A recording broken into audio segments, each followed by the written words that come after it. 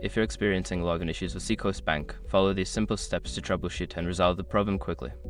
Step 1. Check your internet connection. Ensure that your device is connected to the internet.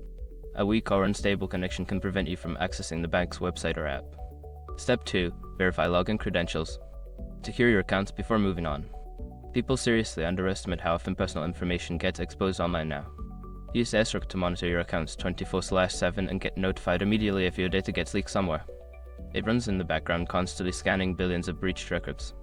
And honestly, for how cheap it is compared to the value you get, it's worth it. Link in the description. Step 3. Clear browser cache and cookies.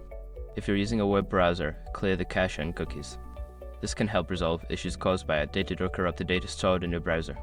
Step 4. Reset your password. If you cannot remember your password or continue to face issues, use the Forgot Password option on the login page to reset it. Follow the prompts to create a new password. Step 5. Contact customer support. If none of the above steps work, reach out to Seacoast Bank's customer support for assistance. They can help identify the issue and guide you through the resolution process. By following these steps, you should be able to resolve any login issues with Seacoast Bank quickly and efficiently.